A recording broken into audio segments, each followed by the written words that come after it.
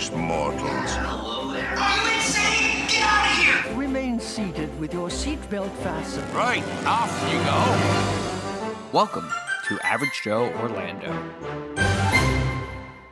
Hello, theme park goers. Welcome to another episode of Average Joe Orlando.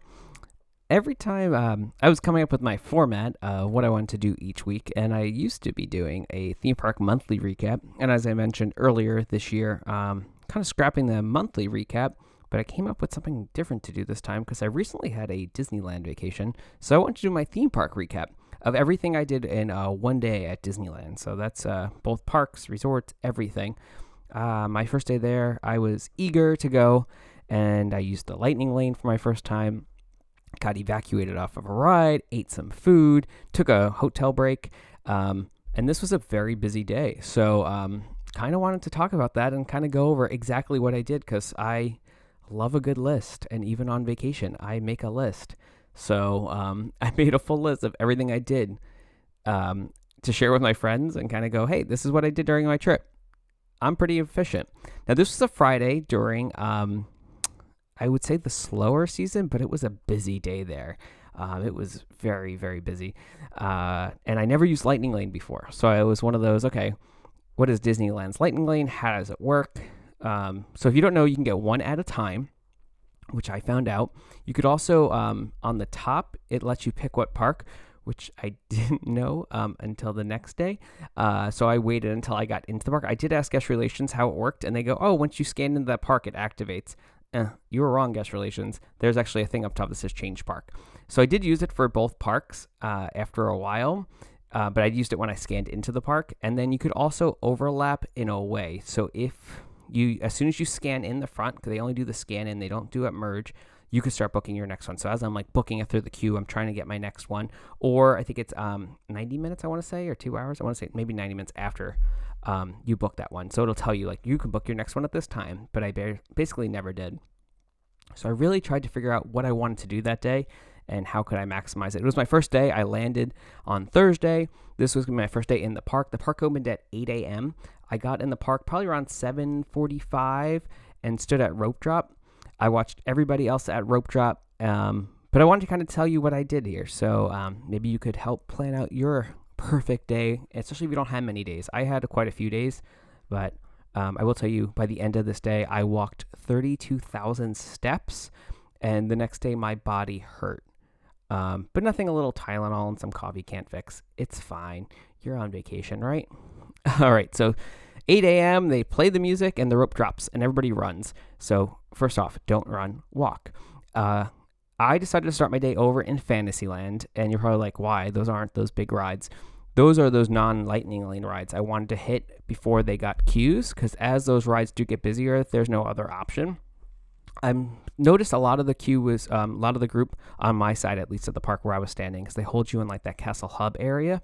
A lot of people were heading towards Indiana Jones or Rise of the Resistance, and as I went to Fantasyland, a lot of them head towards Peter Pan. But I made a beeline towards Snow White, and I was the first person on Snow White by myself. Definitely looked like a creep. But I was like, hey, this ride just got refurbed. I haven't been here since 2019. Let's do it. So my first ride became Snow White. First person in the park that day on the original attraction. Let's go. Or original first movie. After that, I walked over to Mr. Toad. About a 2-minute wait for Mr. Toad's Wild Ride. Once again, there is no lightning lane for these. So later on in the day, when it's a 20-minute wait, you're waiting. Not to mention, Mr. Toad is so cool. So Snow White recently refurbed how to do it, Mr. Toad. Then I went over to Pinocchio, and I forgot what a nightmare that ride is. That's terrifying, by the way. So I went over and did the Pinocchio ride, which was pretty creepy, especially being in that car by yourself. And then I was like, okay, well, which direction do I want to go to? I did book a lightning lane. So they did have some rides that were down that morning. Indiana Jones went down and came back up. Big Thunder had a delayed opening. So it was one of those things of everything was a walk-on. So where am I going to book first? So at this point, I did already book my first lightning lane, and I booked it for Big Thunder. With that, I knew I had time because you have an hour window. So I looked at what else there wasn't big waits for. And the biggest thing is, what side of the park did I want to go to? I didn't want to go all the way to Toontown knowing I had to run over to Big Thunder. I wanted to be closer to Big Thunder. So I went over to Pirates. It was a walk-on, and that line gets very long.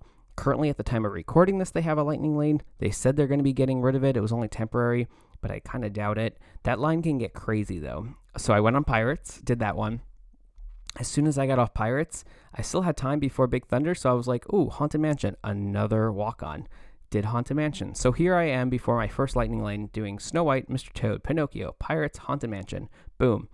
Lightning lane for Big Thunder. It was about, I want to say, a 20-minute wait when I did it.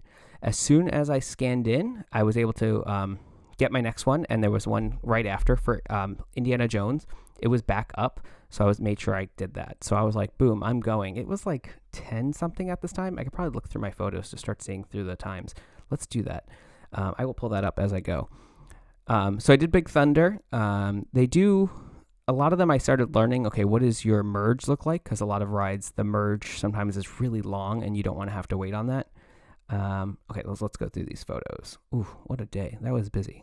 Corn dog, spoiler alert. Pinocchio, 8:13. So 13 minutes in the park. I'm on my second ride.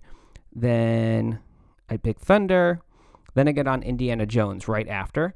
So I scan in, go on Indiana Jones. Boom. It breaks down. I'm in like the third to last scene. I'm looking at my pictures because I definitely did not take a picture while the lights were on inside the ride. 9:35.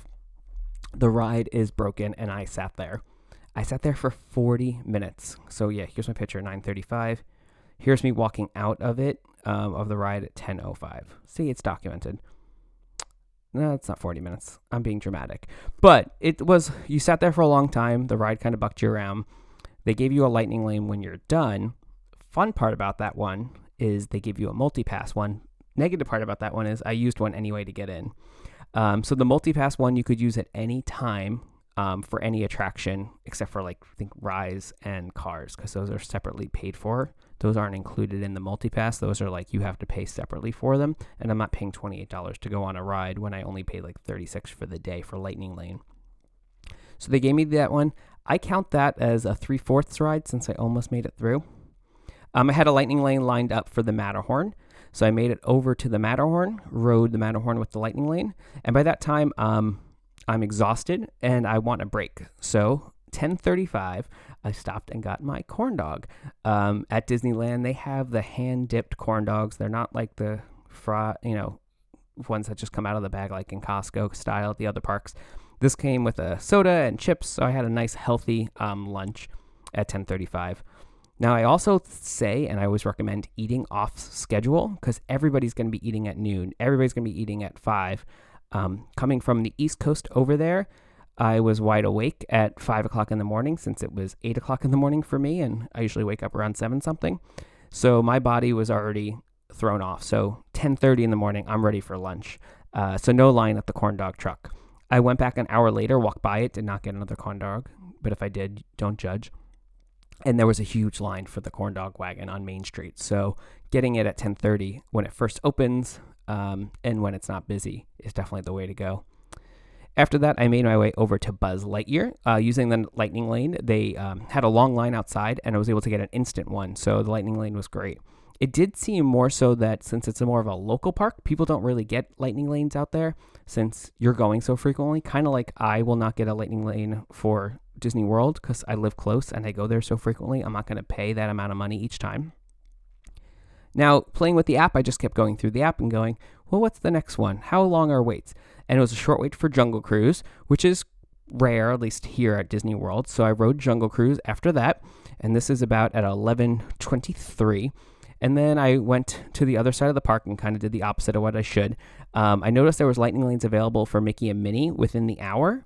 So I was like, okay, if by 12 o'clock I could ride Mickey and Minnie, what's next to it? Roger Rabbit.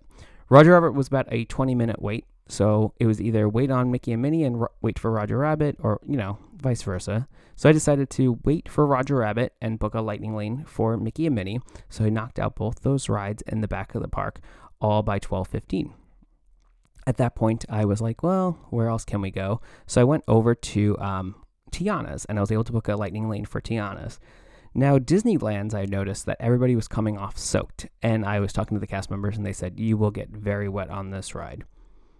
It was raining earlier that day in California, so I did have a poncho in my jacket because it was colder too.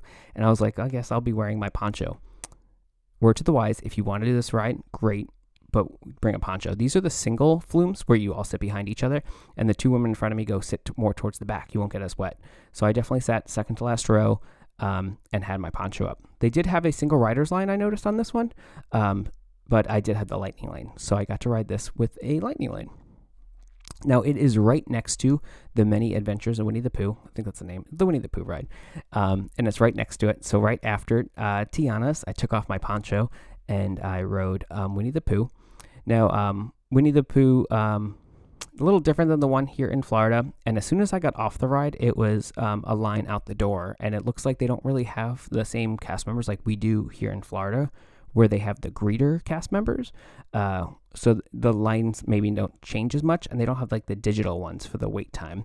So I definitely noticed that sometimes you really have to judge the line. If you're more of a frequent visitor, you can probably judge the line a lot better than I could. Being a little new to the park and not being as familiar, it was one of those things of, this line looks short, I think they're over posting, or this line looks long, I think they're under posting. So it's one of those, look at the line, judge it, look at the wait time in the app, keep going back and forth.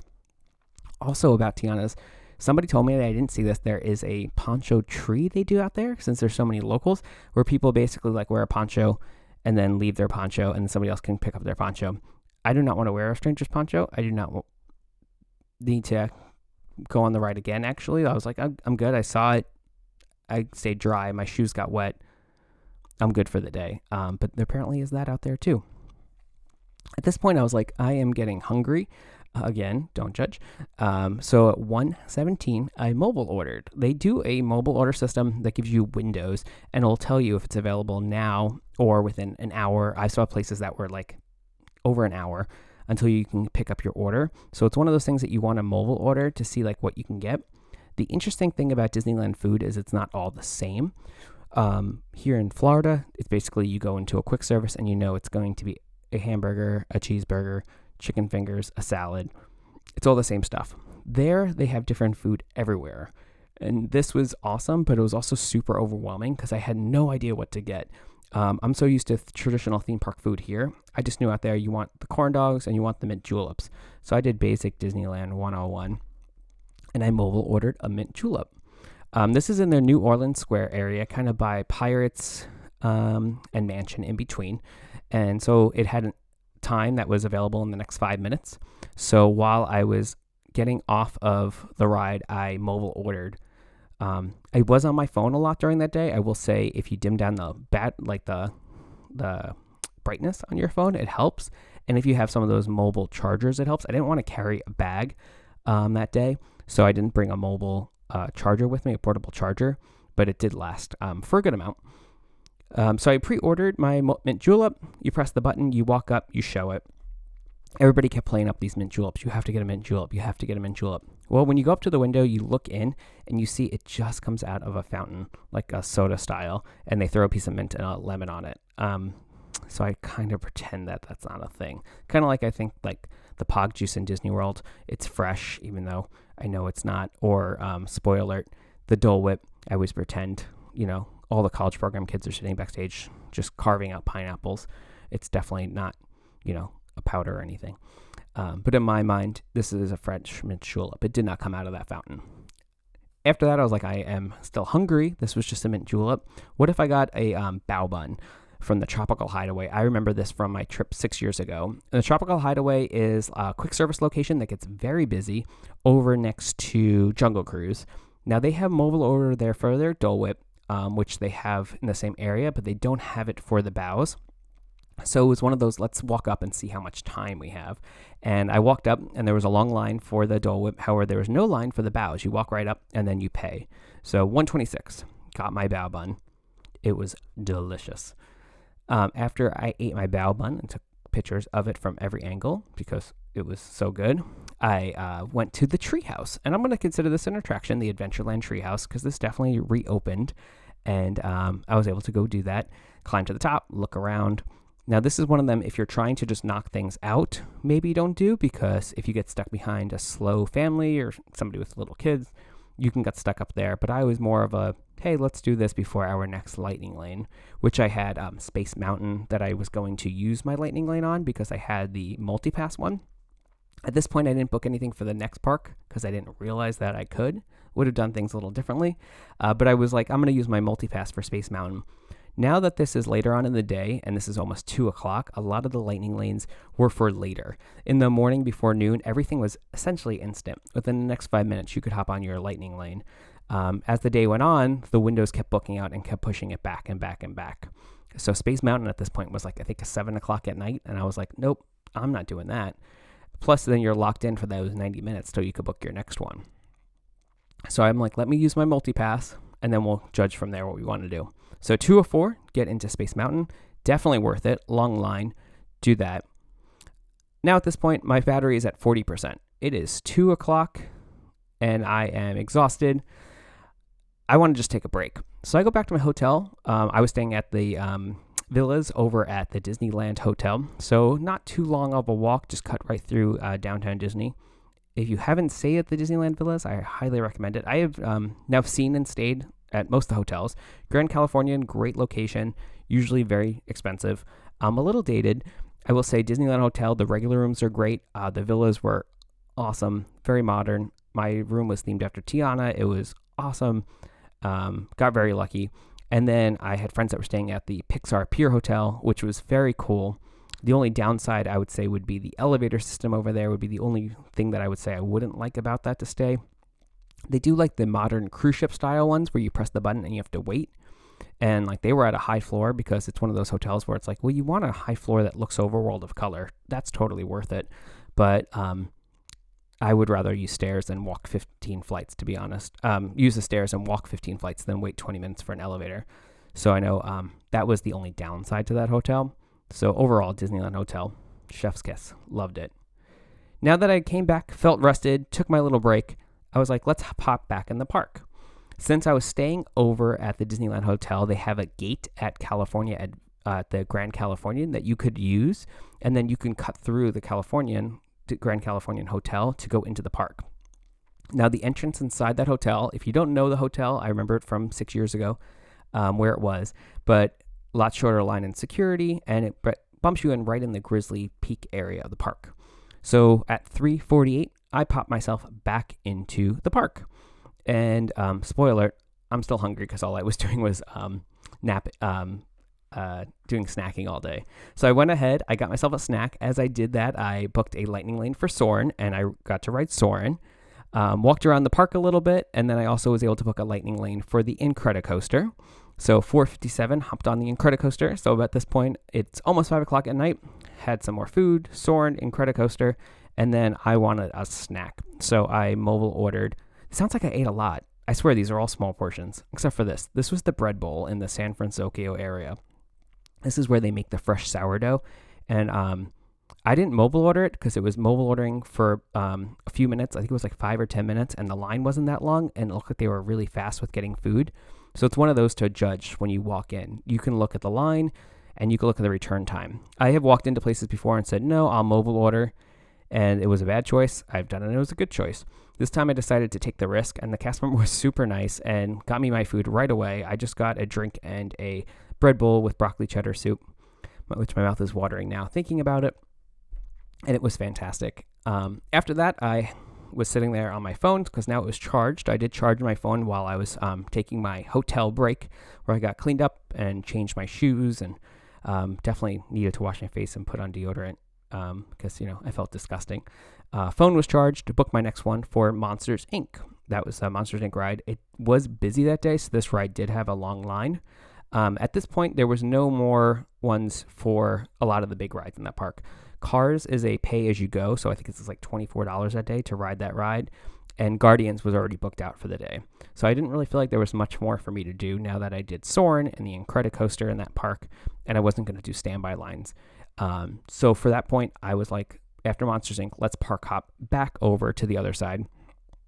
And I made my way back to Disneyland Park, where I was going to spend the rest of my night. So then Disneyland Park, hopped over there. It's around 6:18 at night, and I decided to do single rider this time for the Matterhorn. Wanted to see how long it was, and it wasn't long at all. So I went ahead, booked single rider, and then I was like, well, let's go on the app and start doing some rides that I did earlier. This is when I found out that you can't book a lightning lane for the same attraction twice in a day. It will show you the option under there and say the times that are available, but you can't book it. And that's why I was like, oh, let me go on Matterhorn. Went to go book a lightning lane. Couldn't. I had one earlier. So it was one of those of don't waste your lightning lanes on short ones, because later when the line's long and you're going to want a lightning lane, you can't do it. So it's definitely a good learning. At that point, I realized, oh, I walked on standby on Pirates earlier. I could book a Pirates one. So went ahead and booked a Pirates lightning lane while I was scanning at Pirates. Sitting in the back of the boat, I went ahead and made one for, had one for Indiana Jones that I booked when I got into the park. And I didn't use it. If you remember earlier, it didn't count because I used a multi-pass originally to get through Lightning Lane and then got a multi-pass again because the ride broke down twice in the morning. So I was available to go get one on Indiana Jones. So I finished out my day with Indiana Jones at 7:30 at night, rode Indiana Jones. It did break down, but it was in the last scene. So it they didn't escort us off. They just were able to restart it, luckily. And after that, I was in the park for about 12 hours at that point. I was exhausted.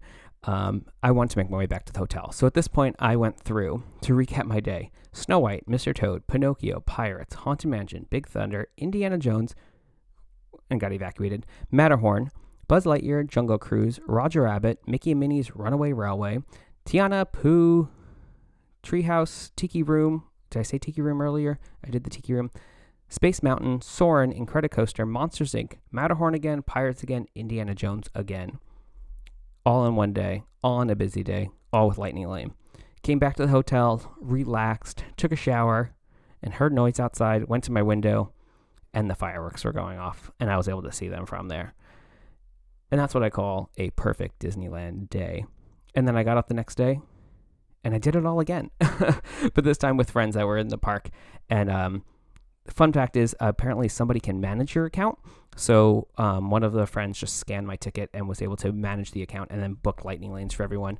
So I was able to not only save my battery that day, but also basically just worked it as a tour guide and got to do anything that I didn't get to do. Unfortunately, with the day that I was there, Alice was closed because of the rain. A few of the other outdoors attractions were closed due to rain, so that's why I kind of had to change around some of my plans. And we know, of course, rides go down every once in a while. It's just the name of the game. But yeah, that is my full day at Disneyland and how I maxed it out using Lightning Lane. Yeah, hopefully that helped you plan out your day. I would always suggest having more than one day. The first day is a lot of learning. And then the second day is kind of, hey, now you learned. Now maybe go enjoy what I did and went to Lamplight Lounge because you can never go wrong there. Well, with that, I will see you at the parks. Thanks for taking a ride with Average Joe Orlando. You made it!